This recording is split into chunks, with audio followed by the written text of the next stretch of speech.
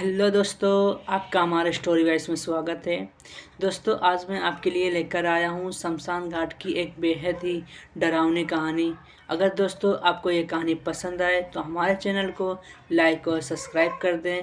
तो आपका ज़्यादा समय न लेते हुए सुनते हैं यह शमशान घाट की बेहद ही डरावनी कहानी। और आज मैं आपको अपनी लाइफ की बेहद खौफनाक कहानी बताना चाहती हूँ।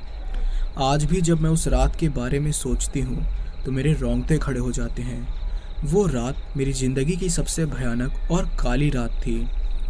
बात उन दिनों की है जब मैं अपनी 12वीं की पढ़ाई पूरी करके अपने होम टाउन को छोड़कर शहर पढ़ने के लिए गई थी। मैंने वहाँ के कॉलेज में बीटेक में एडमिशन लिया और कॉलेज के पास ही बने हॉस्टल में रहने लगी। वही कॉलेज में मेरी दोस्ती रोमा और निधि से हो गई। वह भी मेरे साथ ही हॉस्टल में रहती थी। दोस्ती क्या, एकदम पक्की वाली दोस्ती हो गई थी हमारी। हम तीनों साथ साथ कॉलेज जाते, बाहर घूमने के लिए जाते, पढ़ाई करते और खूब मस्ती भी करते थे। जून का महीना आने वाला था और हमारी परीक्षाएं भी समाप्त हो गई थी और हमारी छुट्टियां भी होने वाली थी। ऐसे में घर जाने से पहले रोमा ने प्लान बनाया कि हम सब कहीं घूम कर आते हैं और वापस आते हुए सब अपने घर के लिए निकल जाएंगे। रोमा बहुत चुलबुली और तेज तर्रार लड़की थी, जबकि मैं और निधि एकदम शांत स्वभाव के थे और डरते भी थे कि कहीं बाहर घूमने के लिए गए और कुछ उल्टा सीधा हो गया तो क्या कहेंगे घर वालों को। ऐसा सोचकर हमने जाने से मना कर दिया, लेकिन रोमा के जिद के कारण हम अपने घुटने टेक दिए और जाने के लिए राजी हो गए। और अपने कॉलेज से करीब 50 किलोमीटर की दूरी पर एक जगह थी जहां घूमने लायक काफ़ी कुछ था। गूगल पर उसके बारे में रोमा ने जानकारी हासिल की। क्योंकि रास्ता जंगल से होकर जाता था तो एक दिन में वापसी करना मुश्किल था और रात को कोई भी आने का साधन भी नहीं मिलता था। तो हमने सोचा कि एक दिन वहां रुककर अगले दिन घूमकर शाम को वापस आ जाएंगे। हम जा तो रहे थे, लेकिन पता नहीं क्यों मेरे मन में अजीब सा डर था। मन कर रहा था कि ना जाऊं, लेकिन रोमा की जिद और उससे प्यार के कारण ना चाहते हुए भी मैं मान गई थी। अगले दिन सुबह सुबह 8 बजे हम कैब करके वहाँ के लिए निकल गए। वहाँ पहुँचते पहुँचते हमें लगभग 2 बज गए थे, क्योंकि रास्ता बेहद ख़राब था। कैब वाले ने हमें जंगल के बीचों बीच बने एक रिजॉर्ट के सामने उतार दिया और कहा कि मैम आपकी मंजिल आ गई है, और एक रहस्यमयी मुस्कान देकर वहाँ से चला गया। मुझे बहुत अजीब लगा वो। जब मैंने रिजॉर्ट को देखा तो वो बिल्कुल भूतिया किस्म का लग रहा था। एक तो जंगल के बीचों बीच, ऊपर से इतना डरावना। आसपास कोई भी व्यक्ति नहीं दिख रहा था, ना कोई दुकान या मकान। रोमा लेकिन बहुत एक्साइटेड थी, पर निधि और मैं डरे हुए थे। मैंने रोमा से कहा, रोमा देख, यह जगह मुझे कुछ सही नहीं लग रही है, चल हम शहर के पास चलकर कोई छोटा मोटा रूम ले लेंगे। लेकिन वो नहीं मानी और कहने लगी, तू बेकार में इतना डरती है यार, देख कितना सुकून है यहाँ पर, शहर की भागदौड़ भरी जिंदगी से दूर। यार तू देख ना कितनी शांति है यहाँ पर, यही तो हमें चाहिए था, और अब तू मना कर रही है। चल, अगर तेरा मन नहीं है तो वापस चलते हैं। और इतना कहकर मुंह लटकाकर किनारे खड़ी हो गई। तो मैंने कहा, अच्छा बाबा ठीक है, तो गुस्सा मत कर, हम चलते हैं। हम रिजॉर्ट के सामने गए। वह दिन में भी इतना डरावना सा लग रहा था कि जिसे देखकर काफ़ी खौफ पैदा हो रहा था। उसका मेन गेट लोहे का था, जिसे खोलने पर कर्कश सी आवाज़ आई। यह आवाज़ सुनकर मेरे दिल की धड़कन बढ़ गई। निधि ने मना भी किया कि यार रहने देते हैं, लेकिन हम दोनों की ही नहीं चली। रोमा ने कहा, यार तुम लोग इतना डरते हो, आज की जनरेशन में भी भूत प्रेत पर विश्वास रखते हो, ऐसा कुछ नहीं होता है, तुम दोनों का केवल वहम है ये। और फिर देखो, हम अकेले ही थोड़ी यहाँ रुके हैं, और भी लोग हैं, क्या सब पागल हैं जो यहाँ रुके हुए हैं। जब हमने अंदर देखा तो वाकई में बहुत लोग थे, लेकिन वह सब बहुत अजीब थे। कोई किसी से बात नहीं कर रहा था। सबने जब हमको देखा तो सभी के चेहरे पर एक रहस्यमयी मुस्कान तैर गई। हम रिसेप्शन पर गए, जहाँ पर एक बूढ़ी औरत बैठी थी। उन्होंने हमें रूम की चाबी दी और एक नौकर को हमारे साथ भेज दिया, जो कि हमें हमारे रूम के सामने लाकर चला गया। हम सीधे अपने रूम में गए, जल्दी से फ्रेश हुए और वहीं से खाना ऑर्डर कर दिया, और खाना खाकर हम लेट गए। हम इतना थक चुके थे कि हमें तुरंत नींद आ गई और हम सो गए। लेकिन मेरी नींद तब खुली जब दरवाजे पर किसी के आने की आहट हुई। मैं उठी और दरवाज़ा खोला तो सामने कोई भी नहीं था। बाहर निकलकर देखा तो सारी लाइट बंद थी। मैंने वापस कमरे में आकर घड़ी में देखा तो अभी शाम के 6 बज रहे थे। मैंने वापस जाकर फिर झांक कर देखा, तब भी सारी लाइट बंद थी। मुझे थोड़ा अजीब लगा क्योंकि जब हम आए थे तो यहाँ बहुत चहल पहल थी और अभी इतना सन्नाटा। ये क्या हो रहा था, मुझे कुछ भी समझ नहीं आ रहा था। अब दिल बहुत घबरा रहा था कि हम कहीं किसी गलत जगह तो नहीं आ गए। तभी अचानक से मेरे सामने वाले कमरे का दरवाज़ा खुला और एक कपल निकला। मैंने उनसे हेलो कहा, लेकिन उन्होंने मेरी तरफ देखा भी नहीं और उसी अंधेरे कमरे में चले गए। अब तो मेरे मन में बुरे बुरे ख्याल आने लगे। मैंने जल्दी से रोमा और निधि को जगाया और पूरी बात उनको बताई। वो दोनों भी काफ़ी डर गई। मैंने कहा, रोमा, हमने यहाँ आकर बहुत बड़ी गलती की है। मैंने तुमसे पहले ही कहा था, लेकिन तुम नहीं मानी। अब इससे पहले कि हमारे साथ कुछ गलत हो, जल्दी से यहाँ निकलते हैं। हम तीनों ने जल्दी से अपना सामान पैक किया और वहाँ से निकलने लगे। वहाँ अब इतना अंधेरा था कि पास का भी कुछ भी नहीं दिख रहा था। हमने फ़ोन की टॉर्च को ऑन किया और हम धीरे धीरे चलने लगे कि तभी हमारे पीछे किसी के आने की आहट हुई। हमने पीछे मुड़कर देखा तो हमारी हालत और ख़राब हो गई। सामने एक सिर कटा हुआ मुर्दा खड़ा था, जिसने अपने सिर को अपने हाथ में पकड़ रखा था और उसके सर से खून लगातार बह रहा था। वो नज़ारा बहुत ही भयानक था। हमारे रोंगटे खड़े हो गए थे। वह मुर्दा हमसे कुछ न बोला और हमें बस घूरते हुए उसी अंधेरे में गायब हो गया। हमें अंदाज़ा हो गया था कि हम किसी भूतिया जगह पर आ गए हैं। मैं मन ही मन भगवान को याद कर रही थी कि कैसे भी करके हमको इस नर्क से निकाल दो। हम उस अंधेरे में घंटों चलते रहे, लेकिन हमें कोई रास्ता नहीं दिखा और न ही वो गेट, कि तभी वहाँ जोरों से आवाज़ें आने लगी। किसी की रोने की और चीखने की आवाज़ थी। वो आवाज़ इतनी कर्कश थी कि कान ही फट जाए। हम घूम ही रहे थे कि सामने से एक आदमी हमसे टकराया और मानो हमें बिजली का झटका लगा हो। हम तीनों वहीं गिर गए। तभी वहाँ की लाइट जल गई, लेकिन वो लाइट नहीं थी। वहाँ पर बहुत सारी आग की मसाल जल रही थी और वह कोई रिजॉर्ट नहीं बल्कि शमशान घाट था। वहाँ पर अनेकों लाशें जल रही थी। हम सबके होश उड़ चुके थे। ये वही आदमी था जो हमको कैब से यहाँ छोड़कर गया था। मैंने उससे कहा, भैया आप हमको हमारे घर छोड़ दीजिए, हम यहाँ फंस गए हैं। कि तभी उसका चेहरा बदलने लगा। नाखून इतने बड़े हो गए, वह देखने में काफ़ी भयानक लगने लगा और उसका चेहरा बिल्कुल जला हुआ था और उसके शरीर की खाल एक झिल्ली की तरह पिघल रही थी। और वह जोर से हंसा और बोला कि बाहर छोड़ने के लिए थोड़ी ना तुम सबको लाया हूँ मैं। अब हम सब बहुत बुरे फंसे थे। मैंने मन ही मन भगवान का नाम लिया कि कैसे भी करके बस यहाँ से निकाल दो। कि तभी मेरा सिर एक लोहे के गेट से टकराया। ये वही मेन गेट था। मैंने रोमा और निधि से जल्दी भागने के लिए कहा और उस गेट से हम निकलने लगे। अचानक से वहाँ पर जो लाशें जल रही थी, सभी हमारे पीछे भागने लगी। हम और तेजी से भागने लगे कि तभी उनमें से एक लाश ने रोमा का पैर कस के पकड़ लिया और अंदर की तरफ खींच लिया। मैं रोमा को बचाना चाह रही थी, लेकिन मैं कुछ कर ना पाई, क्योंकि अगर मैं वापस जाती तो मैं भी ना बच पाती। आंखों में आंसू लिए मैं और निधि भागने लगे। भागते भागते निधि की पकड़ इतनी मजबूत हो गई कि मेरे हाथ से खून निकलने लगा। मैंने निधि से कहा, यार मेरा हाथ छोड़, लेकिन उसने और मजबूती से मेरा हाथ पकड़ लिया था। मैंने उसकी तरफ देखा तो मैं हैरान रह गई। वह निधि नहीं थी, वह तो एक जली हुई डरावनी औरत थी जो कि मेरे साथ भाग रही थी, या यूँ कहे मुझे भगा ही रही थी। उसने कहा, इतनी आसानी से चली जाओगी हमारी बस्ती से? तुम्हारी दोनों सहेलियां तो मर चुकी हैं और अब तुम्हारी बारी है। यह कहकर उसने मुझे ऊपर की तरफ फेंक दिया। मैं एक पत्थर से टकराई और वहीं गिर गई। वह मेरे आसपास उड़ने लगी तो मैंने डरते हुए कहा, क्या चाहिए तुम्हें? क्यों मेरे जान के पीछे पड़ी हुई हो? उसने एक डरावनी आवाज में कहा, मुझे तुम चाहिए। और इतना कहकर वो डरावनी हंसी हंसने लगी। दोस्तों, कहते हैं ना कि जब भगवान हमारे साथ हो तो कोई भी बुरी शक्तियाँ हमारा कुछ नहीं बिगाड़ सकती। मुझे मेरी माँ का दिया हुआ तावीज़ याद आया, जो कि उन्होंने मेरे लिए बनवाया था और ये कहकर पहनाया था कि इसे कभी भी मत निकालना। और शायद इसी तावीज़ की वजह से मैं वहाँ से निकल भी पाई थी। मैंने जल्दी से उस तावीज़ को उसके सामने कर दिया। वह चीखने लगी और वहाँ से गायब हो गई। अब जंगल में एक अजीब सी शांति छा गई। मैं जितना तेजी से भाग सकती थी भागी। तभी मेरा पैर एक पत्थर से टकराया और मेरे सिर में चोट लगी। जिससे मैं वहीं पर बेहोश हो गई। जब होश आया तो खुद को एक अस्पताल में पाया। सामने मम्मी पापा थे जो जोर जोर से रो रहे थे और मेरे होश में आने का इंतज़ार कर रहे थे। पास में कुछ और लोग भी खड़े थे। उन्होंने मुझे बताया कि मैं एक शमशान घाट में पहुंच गई थी और वहां पर कोई नहीं जाता क्योंकि वह एक भूतिया जगह है। वहां पहले एक रिजॉर्ट था जो कि आग लगने के चलते तबाह हो गया था और जितने भी लोग थे उसके अंदर वह सब जलकर मर गए थे। उस एरिया को तभी से बंद कर दिया गया था।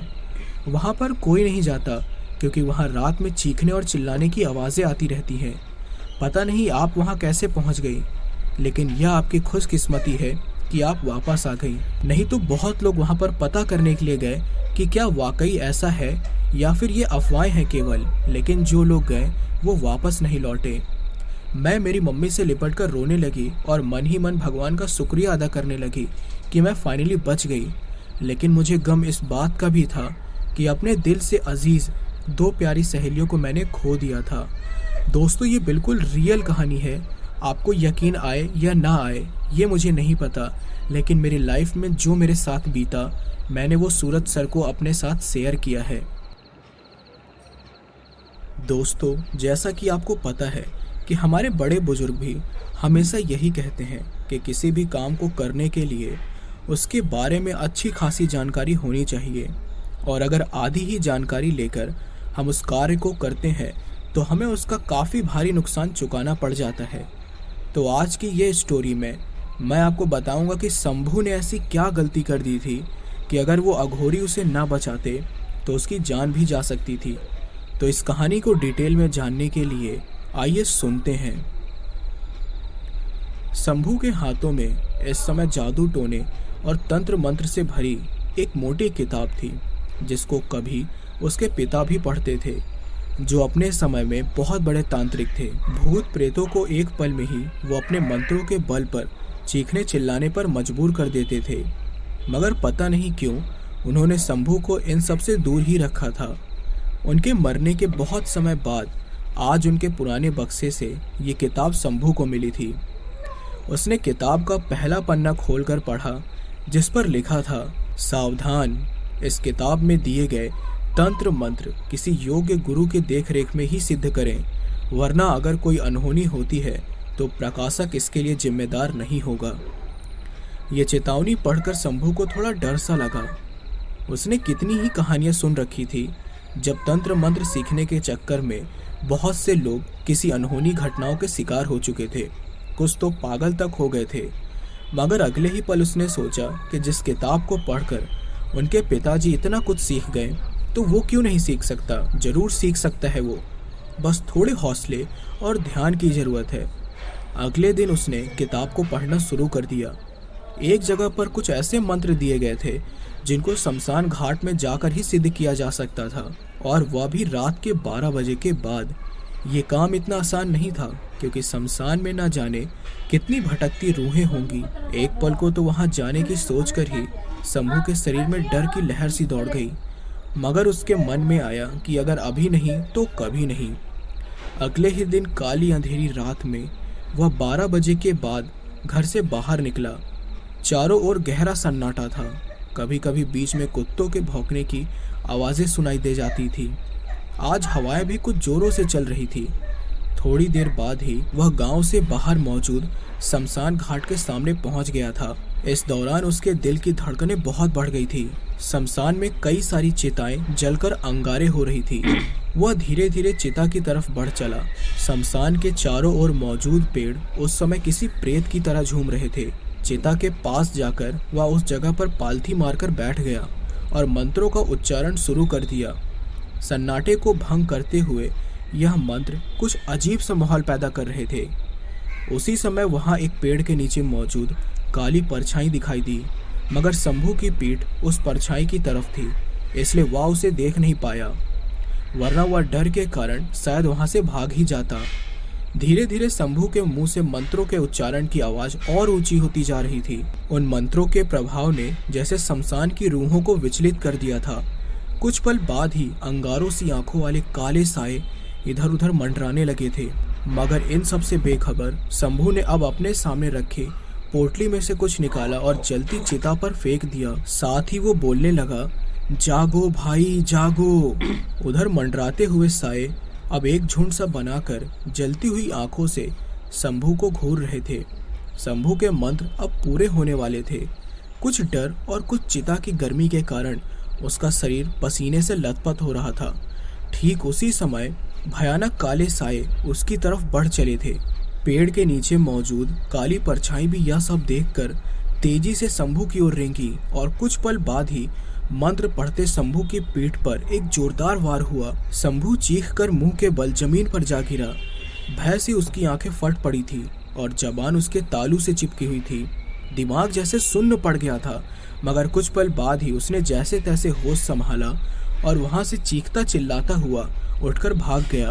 कभी गिरता तो कभी उठता, लेकिन भागे ही जा रहा था। उसके मुंह से डर के मारे चीख निकल रही थी, जो रात के सन्नाटे को चीरती हुई गूंज रही थी। कुछ समय में ही वह बदहवास अवस्था में गांव के भीतर प्रवेश कर चुका था। सुबह उसका बदन बुखार से तप रहा था। रात की भयंकर घटना के कारण दहशत अब भी उसकी आंखों में साफ देखी जा सकती थी। दोपहर तक उसका बुखार और भी ज्यादा बढ़ गया था। चारपाई पर पड़े पड़े एकदम से चीख कर उठ जाता था वह। उसकी पत्नी विमला यह सब देखकर बहुत ज्यादा चिंतित थी। डॉक्टर को बुलाया गया। वो कुछ दवाई देके गया, जिनसे शाम तक थोड़ा आराम दिखाई पड़ा, मगर रात को फिर से भीषण बुखार ने शंभू को जकड़ लिया था। अगली सुबह एक साधु उनकी चौखट पर भिक्षा लेने खड़ा था। उसने विमला की रोती सूरत देखकर इसका कारण पूछा। तब विमला ने उस साधु को अपने पति की हालत दिखाई। शंभू को देखकर साधु कुछ चौंका और कहा, तुम तो वही हो जो उस दिन शमशान में बैठकर कुछ मंत्र पढ़ रहे थे। अगर तुम शमशान से उठकर नहीं भागते तो तुम्हारा मरना तय था। साधु के मुंह से ये सब सुनकर चौंकने की बारी अब शंभू की थी, लेकिन ये साधु को कैसे पता था? उस रात तुम पर जो पीछे से वार किया था वो मैं ही था। मैंने इस लोहे के चिमटे से तुम पर वार किया था। साधु की कही एक एक बात जैसे वहां धमाका कर रही थी। शंभू यह सोच सोचकर हैरान परेशान था कि उस पर पीछे से हमला करने वाला यही साधु था, मगर क्यों? इसने ऐसा क्यों किया? उसने हैरानी भरे स्वर के साथ हाथ जोड़कर पूछा, मगर बाबा, उस समय आप वहां क्या कर रहे थे और आपने मुझे क्यों मारा? मेरा कसूर क्या था? साधु थोड़ा गुस्से में होकर बोला, मूर्ख, मैंने तुम पर इसलिए वार किया था कि तुम डर कर वहां से भाग जाओ और तुम्हारी जान बच पाए, क्योंकि जो मंत्र तुम पढ़ रहे थे वह तुम्हें सिद्धि नहीं बल्कि तुम्हारी जान लेने वाली थी और तुम गलत मंत्रों का उच्चारण भी कर रहे थे। तुम्हारी इस हरकत ने शमशान की दुष्ट आत्माओं को जगा दिया था। तुम्हारे द्वारा किया गया यह गलत कार्य तुम्हारे लिए मौत का फरमान बनने वाला था। रही बात मेरे शमशान में मौजूद होने की, तो साधु कहीं भी रुक सकता है। मुझे वहाँ कुछ शांति सी महसूस हुई, इसलिए मैं वहाँ रात गुजारने के लिए मैं एक पेड़ के नीचे ठहर गया। साधु की इन बातों ने शंभू की आंखें खोल दी थी। उसने कसम खाई कि आज के बाद वह कभी भी इन गलत कार्यों में नहीं फंसेगा। उसने साधु के पैर पकड़ लिए। उसके बाद शंभू की तबीयत में सुधार होना शुरू हो गया और कुछ दिनों में ही वह बिल्कुल ठीक हो गया। मगर आज भी जब वह शमशान वाली घटना को याद करता है तो वह डर से सिहर उठता है। दोस्तों, अपने साथ घटी सच्ची घटना को उत्तर प्रदेश के रहने वाले गौरव बताते हैं कि जो घटना मेरे साथ घटी वह बहुत ही अजीब थी। मैंने कभी सपने में नहीं सोचा था कि ऐसा भी कुछ होता है। मुझे कभी भी इन भूत प्रेतों पर कतई विश्वास नहीं था। ऐसा नहीं था कि मैं कभी भूत प्रेतों के बारे में सुनता नहीं था। सुनता था मैं हर बार नई नई बातें, पर वह सब मुझे फिजूल लगती थी। पर अचानक जो मेरे जीवन में यह घटना घटी उसने मुझे अंदर से हिला दिया। अगर मैं आज भी आईने में अपनी तस्वीर देखता हूँ तो काफ़ी देर तक खुद को देखता रह जाता हूँ। मुझे यकीन नहीं होता कि मैं अभी तक जिंदा हूँ। इस घटना के द्वारा मैं आप लोगों को डरा नहीं रहा हूँ, बल्कि अपनी आप बीती एवं आपको आगाह करने की कोशिश कर रहा हूँ। दोस्तों, आपने शमशान घाट के बारे में तो सुना ही होगा।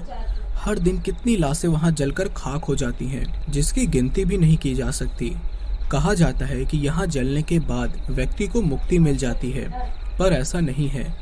भूत प्रेत और आत्माओं का बहुत बड़ा गढ़ है शमशान घाट। ऐसा नहीं है कि आपके साथ कुछ घटना नहीं घटी हो तो वो आत्मा नहीं है।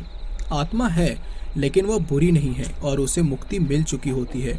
लेकिन जब दुष्ट आत्मा से आपका सामना होता है तो आपका जीवित बच पाना बहुत मुश्किल हो जाता है। और मेरा सामना एक ऐसे ही दुष्ट आत्मा से हो गया था जिसके बारे में मैं आज आपको बताने जा रहा हूँ। मेरे पड़ोस में एक व्यक्ति कुछ दिनों से बीमार चल रहा था। उसे दिमागी बुखार था। उसने हर जगह अपना इलाज करवाया, लेकिन वह ठीक नहीं हो पा रहा था और अचानक एक दिन वह सुबह 4 बजे मर गया। मैं और मेरा भाई दोनों उसके घर जाकर देखे तो वो सचमुच मर गया था। मैंने उसके चेहरे को देखा, आंखों से कुछ सफ़ेद सा पानी निकल रहा था। दोनों आंखें पूरी तरह खुली हुई थी और चेहरा एकदम डरावना था। सुबह से सब व्यवस्था करते हुए लाश को घाट ले जाने में रात हो चुकी थी। फरवरी का महीना था और कड़ाके की ठंड पड़ रही थी। हम लोग तकरीबन 12 या 13 आदमी थे। इनकी बेजान शरीर को जीप के छत पर रस्सी से कस के बांध दिया था और हम दोनों भाई जीप के पिछले सीट पर बैठे हुए थे। गाड़ी बहुत तेज चल रही थी और बाहर से आती ठंडी हवा के साए साए की आवाज़ अंदर से डर का एहसास करवा रही थी। ठंड से हम सभी का हाल बहुत बुरा था और कुछ घंटों में हम घाट तक पहुंच गए थे। रात के करीब 11 साढ़े 11 बज रहे थे। घाट के बगल जीप रुकी। हम और मेरे साथ कुछ और लोगों ने मिलकर लाश को जीप से नीचे उतारा। लाश को जीप से नीचे उतारते वक्त मेरे हाथों में जीप के एक कोने से चोट लग गई और मेरे अंगूठे से खून बहने लगा। लेकिन चोट मामूली सी थी, इसलिए मैंने उतना गौर नहीं किया। उसको हम सब मिलकर नीचे रख दिए। इतनी ठंडी रात में शमशान घाट का वो माहौल बहुत ही डरावना लग रहा था। चारों तरफ धधक कर जलती हुई लाश, आग से जलकर गिरती हुई किसी के हाथ और सर को देखना एक मन में खौफ पैदा कर देने वाला दृश्य था। उन्हें जलाने के लिए हम लोगों ने लकड़ी ले ली थी और कुछ घंटों के बाद हमने चिता को तैयार कर दिया था। मैं इनकी लाश के बगल में अकेले ही खड़ा था। बाकी सभी लोग चिता के पास खड़े थे। उनके और मेरे बीच तकरीबन 30 से 40 मीटर का फासला था। मैं लाश को अपने हाथों से पकड़े हुए बैठा था। लाश का चेहरा ढका हुआ था कपड़े से। पता नहीं अचानक कहां से जोर की हवा चली। मैं तो उस तरफ देख रहा था जिस तरफ चिता थी, लेकिन जैसे ही मैंने लाश की तरफ देखा तो मेरे होश उड़ गए। कपड़ा उनके मुंह से हट चुका था। मुझे अच्छी तरह से याद था कि उनका चेहरा तो ऐसा बिल्कुल नहीं था। आंखों की पुतलियां एकदम फैली हुई थी। उन्हें देखने पर ऐसा लग रहा था कि वह मुझे ही घूर रहे हो। मैं डर गया और अपने भाई को आवाज़ देकर वहां बुलाया। मेरा भाई वहां आकर उनके मुंह पर वह कपड़ा फिर से रख दिया और बोला, चलो लाश को वहां चलकर रख देते हैं। और इसी बीच कुछ और लोग वहां आकर उस लाश को उठाकर चिता पर रख देते हैं। कुछ ही समय बाद पता नहीं मुझे क्या हो रहा था। मुझे डर लग रहा था। मैं लाश से अब 20 से 30 कदम पीछे की ओर हट गया था और अब लाश जलना शुरू हो गया था। मैंने अपनी आंखों से देखा कि उनका पूरा शरीर आग से जल रहा था। आग से जलकर चेहरे से पिघल रहे चमड़ी देखकर मेरा मन और विचलित हो गया। मैं डरकर और थोड़ा दूर जाकर खड़ा हो गया। बिल्कुल अकेला था मैं। मेरे आसपास कोई भी नहीं था। मैं भले ही वहाँ अकेला खड़ा हो गया था, पर मुझे यह लग रहा था कि मेरे पीछे कई सारे लोग खड़े हैं। मैंने पीछे मुड़कर देखा तो वहाँ कोई भी नहीं था। मुझे ऐसा लग रहा था कि मेरे पीछे कोई औरत खड़ी है जो धीमी फुसफुस की आवाज में किसी से बात कर रही है और ऊपर से जल रही चिताओं की दुर्गंध मेरे नाकों तक पहुंच रही थी, जिसके कारण मुझे और भी अजीब लग रहा था। और मैं अचानक ही अपने भाई को बुलाकर वहां से तुरंत चलने के लिए कहने लगा। वो बोला, अरे रुको, कुछ देर में तो हम सभी साथ में चलेंगे। क्या हुआ है तुम्हें? इतनी जल्दी में क्यों हो? भाई, आपको रुकना है तो रुको, लेकिन मैं जा रहा हूँ। ये कहकर मैं जाने लगा। तभी मेरे भाई ने फिर से कहा, ठीक है, मैं भी चलता हूँ तुम्हारे साथ, लेकिन पहले इन लोगों को बता तो दूँ। यह कहकर भाई उन लोगों के पास चले गए। मैं वहाँ अकेले खड़ा था और मेरा भाई वहाँ उन लोगों से जाने की बातें कर रहा था। मुझे बस इतना ही याद है कि मैं वहाँ अकेले खड़ा था और उसके बाद मेरे साथ क्या हुआ मुझे कुछ भी याद नहीं। जैसे ही मेरी आँख खुली, मैंने खुद को अपने घर में पाया। मैं चौंक कर उठा। मैंने सामने खड़े अपने भाई से पूछा, अरे मैं यहाँ कैसे आ गया? मैं तो वहाँ शमशान घाट पर था। तभी मेरा भाई कहने लगा, तुम वहीं बेहोश पड़े थे घाट पर। जब मैं उन लोगों से बात करने के लिए गया था, मैंने देखा कि तुम बेहोश हो तो हम लोगों ने मिलकर तुम्हें घर तक लाया। मेरे सामने खड़े सभी लोग मुझसे पूछने लगे कि आखिर क्या हुआ, तुम आखिर बेहोश कैसे हो गए।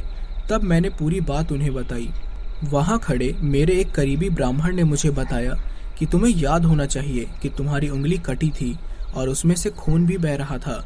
कभी भी शमशान पर अपने खून की एक भी बूंद गिरने मत दो, क्योंकि खून की खुशबू से वहाँ खड़ी सारी आत्माएं जागृत हो जाती हैं और जरूर तुम्हारा खून वहाँ एक दो बूंद तो गिरा ही होगा, तभी तुम्हें ऐसा एहसास हो रहा है। तुम बहुत ही भाग्यशाली हो कि तुम आज मौत के मुंह से बचकर आ रहे हो, क्योंकि कुछ आत्मा बहुत ही बुरी होती हैं। तब जाकर मुझे अपनी गलतियों का एहसास हुआ। मैंने उसी समय कसम खा ली कि कभी भी भूत प्रेत के मामले में रिस्क नहीं लूँगा। दोस्तों, मुझे उस घटना के बाद 2-3 महीनों तक वही सारे सपने आते रहते थे, लेकिन आज सब कुछ नॉर्मल हो गया है। अगली कहानी। दोस्तों, ये घटना एक छोटे से गांव की है और ये घटना संगीता के साथ हुई थी। संगीता शादी या किसी अन्य कार्यक्रम में खाना बनाने जाती थी और उनका छोटा मोटा काम होता था जिसे हम बाई बोलते हैं। उनका वही काम था और ज़िंदगी काफ़ी अच्छी चल रही थी। तो एक दिन दोपहर को उन्हें साथ में काम करने वाले का फ़ोन आया। संगीता ने फ़ोन उठाया तो सामने से आवाज़ आई, हेलो, मैं गणेश बोल रहा हूँ। आज पास के गांव में खाना बनाने जाना है, आधे घंटे में तैयार हो जाओ, मैं तुम्हें लेने आ रहा हूँ। ठीक है, मैं तैयार होती हूँ। और इतना कहकर संगीता ने फ़ोन काट दिया। घर पर पति को बोला कि आज पड़ोस के गांव में खाना बनाने जाना है और फिर संगीता खुश होकर तैयार होने लगी। अब आधा घंटा बीत चुका था। तभी बाहर से आवाज़ आई, अरे कितना वक्त लगेगा, जल्दी करो, लेट हो रहा है। ये आवाज़ गणेश की थी। अरे आई बस 2 मिनट। संगीता बाहर आकर बाइक पर बैठ गई। गणेश ने बिना किसी देरी के बाइक स्टार्ट की और चल दिया। रास्ता कब खत्म हो गया पता ही नहीं चला। आखिर पड़ोस के गांव में ही तो जाना था। संगीता उतरी और उसके साथ काम करने वाली औरत प्रेमलता, जो उसकी सहेली थी, उसके साथ काम में लग गई। कार्यक्रम ज़्यादा बड़ा नहीं था, बस बाल मुंडन था। खाना तैयार करने में ज़्यादा वक्त भी नहीं लगा। फिर लास्ट में कार्यक्रम ख़त्म होने पर सबने साथ में खाना खाया, लेकिन अब देर हो गई थी। संगीता और प्रेमलता दोनों एक ही गांव की थी। संगीता ने कुछ लड्डू और मिठाई अपनी थैली में रख लिए। गणेश ने बाइक स्टार्ट की दोनों को छोड़ने के लिए और निकल गया। तभी रास्ते में किसी का फ़ोन आने की वजह से गणेश ने संगीता और प्रेमलता को बीच रास्ते में छोड़कर चला गया। अब रात के 10 बज गए थे। संगीता ने पक्की सड़क से ना चलकर कच्चे रास्ते से चलने को कहा, जो कम लंबा था, लेकिन प्रेमलता ने मना कर दिया क्योंकि उस रास्ते में से शमशान घाट पड़ता था। लेकिन संगीता की जिद के आगे उसकी एक न चली। दोनों सहेलियां बातें करते करते चली जा रही थी।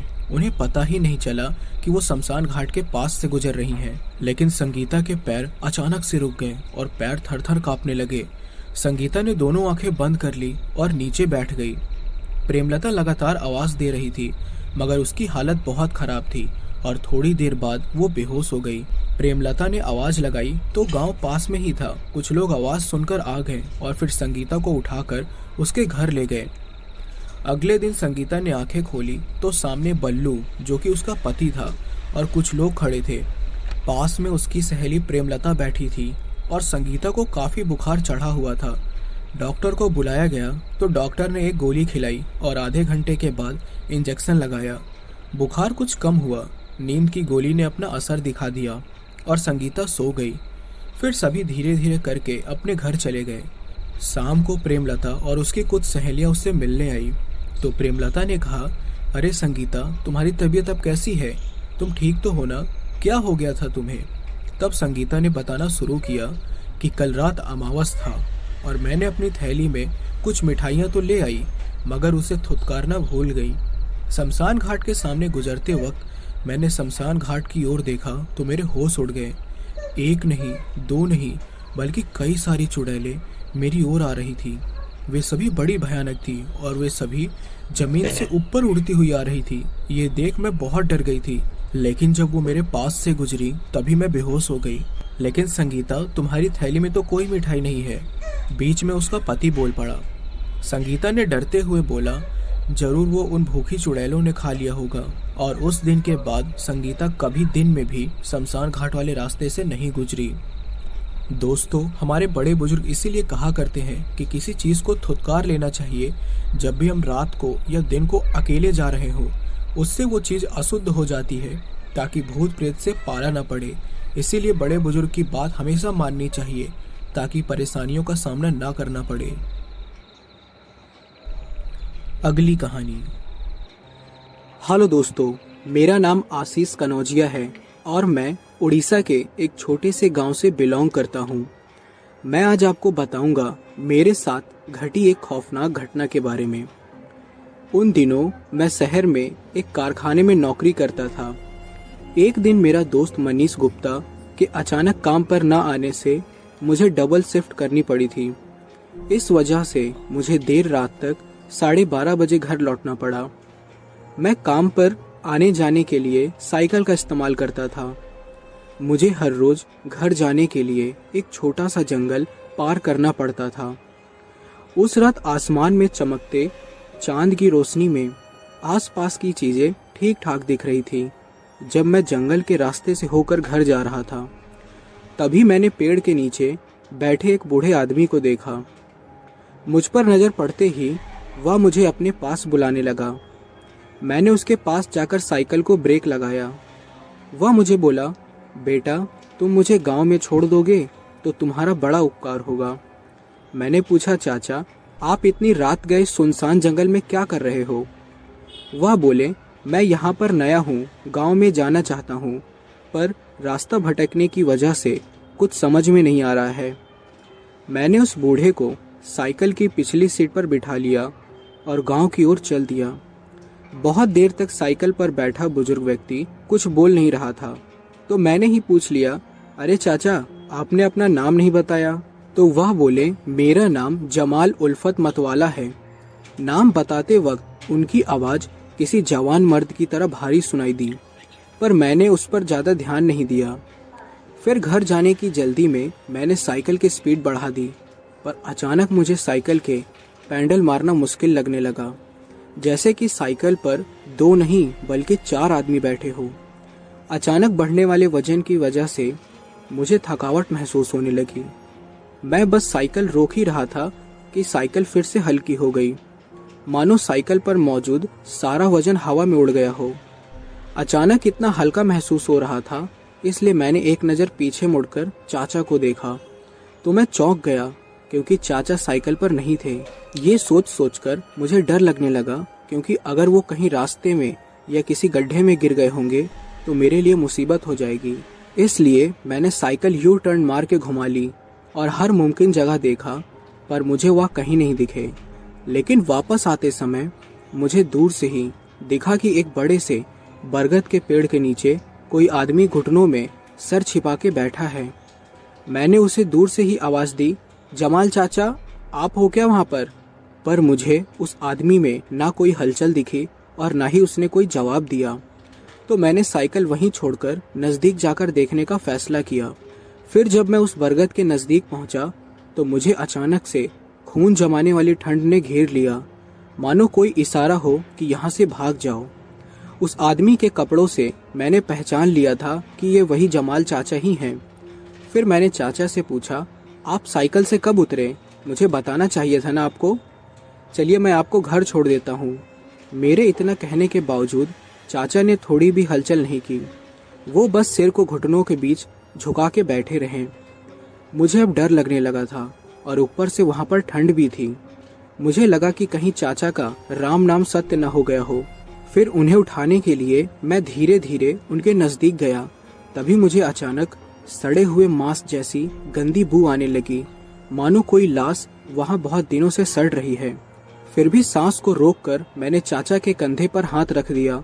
उस वक्त जब मैंने चाचा को छुआ, अचानक जो मुझे महसूस हुआ उससे मेरे बदन में सिहरन सी दौड़ गई, जिससे मैं वहाँ से थोड़ा दूर जाकर खड़ा हो गया, क्योंकि चाचा का शरीर बिल्कुल किसी बर्फ की तरह ठंडा पड़ गया था।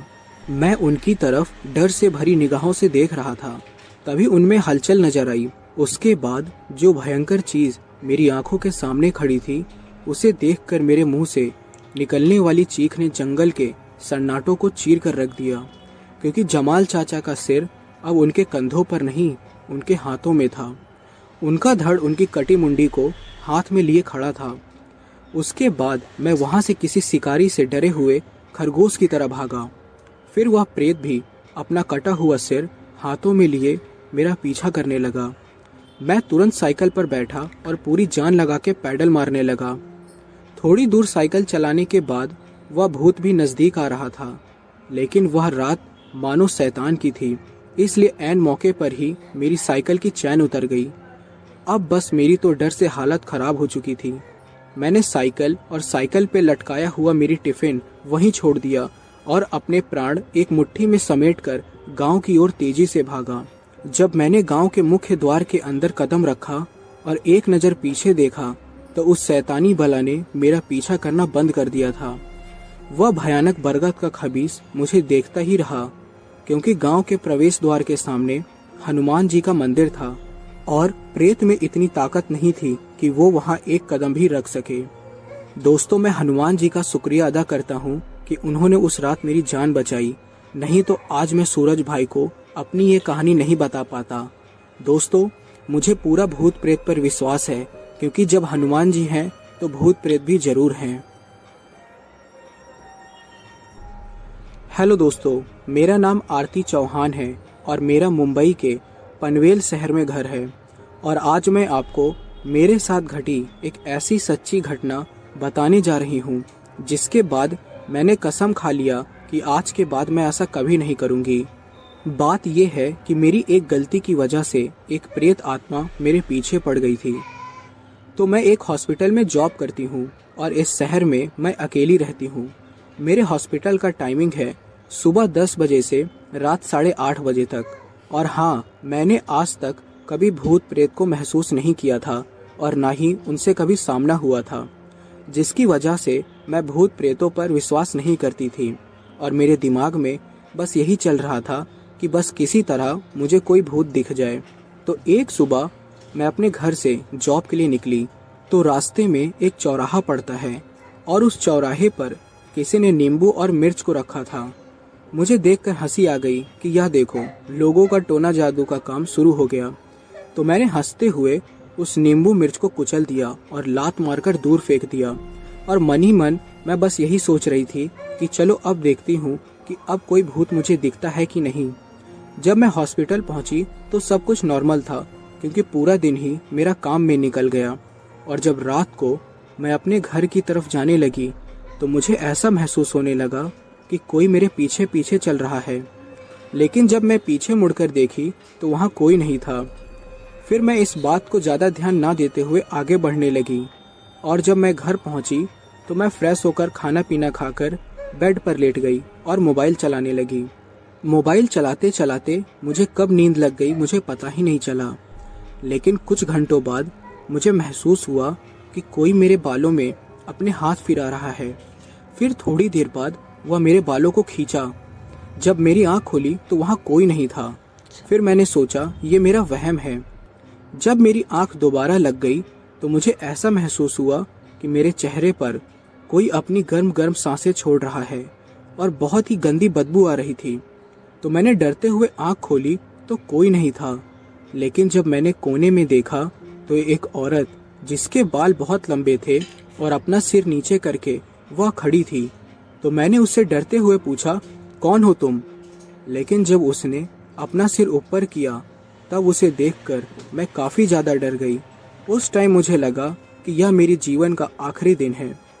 तो उसने एक डरावनी आवाज़ में कहा कि भूल गई मुझे, मैं वही हूँ जिसे तू देखना चाहती थी और आज मैं तेरे सामने खड़ी हूँ। फिर उसने मुझे रात भर बहुत परेशान किया। लेकिन जैसे ही सुबह 6 बजे तो मेरे मोबाइल में अलार्म लगा हुआ था जिसमें शिव जी का गाना बजने लगा।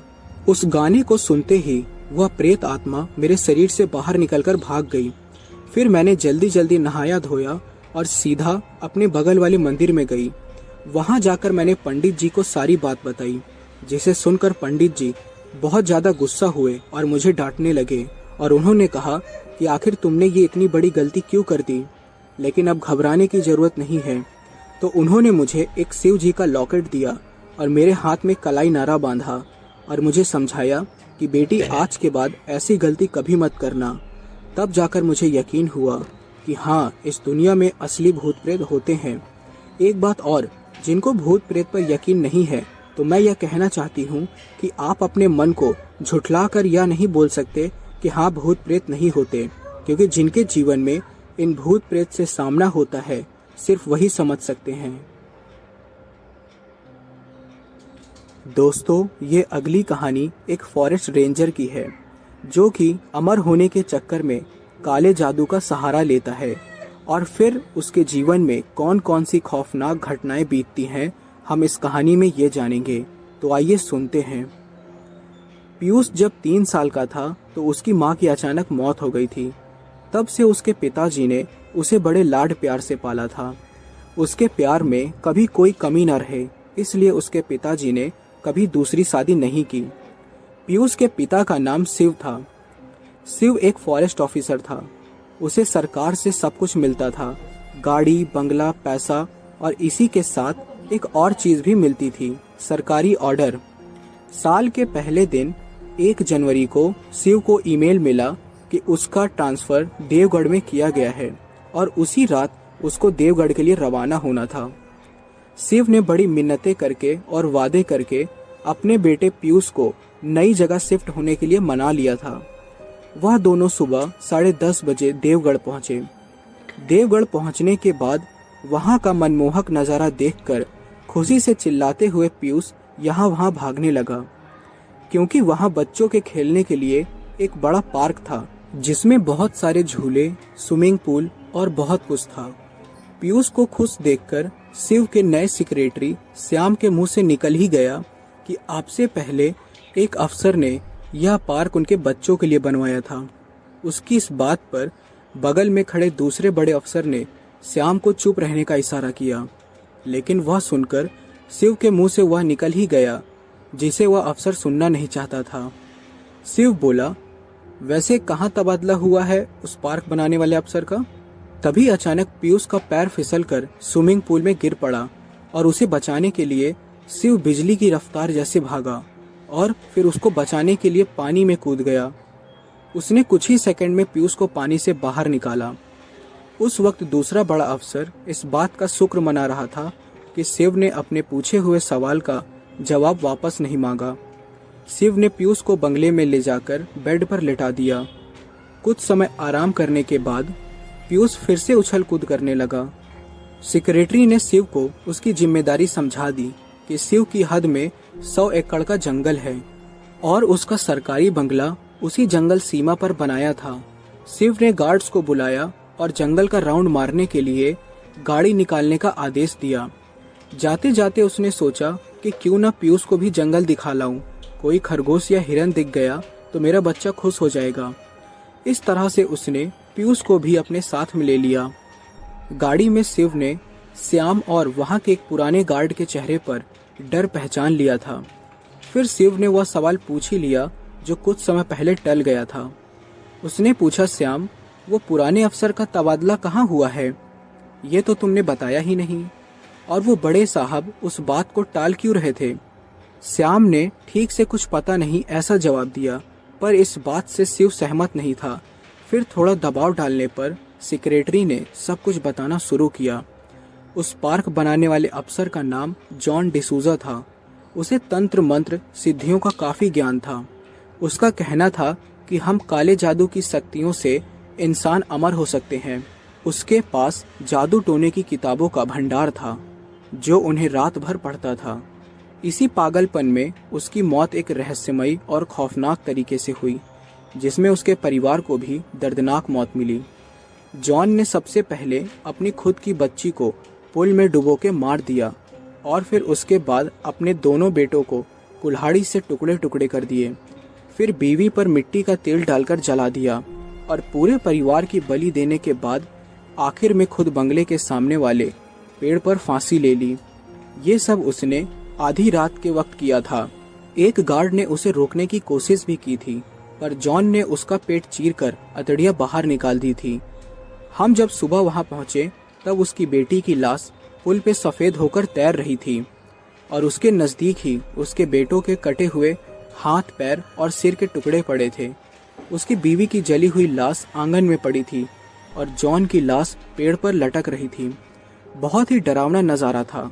बाद में उसके परिवार समेत उसे भी सरकार ने जंगल के बीचों बीच तालाब के पास दफनाया था। शिव ने सवाल किया कि ये सब होने तक बंगले के बाकी नौकर चाकर क्या कर रहे थे। सेक्रेटरी श्याम बोला, उसने ये डरावना पागलपन योजनाबद्ध तरीके से किया था। उस रात उसने सभी नौकरों को कुछ पैसे देकर अगली सुबह 12 बजे तक की छुट्टी दे दी थी, पर सरकारी आदेश अनुसार 2 गार्ड बंगले पर रुके थे।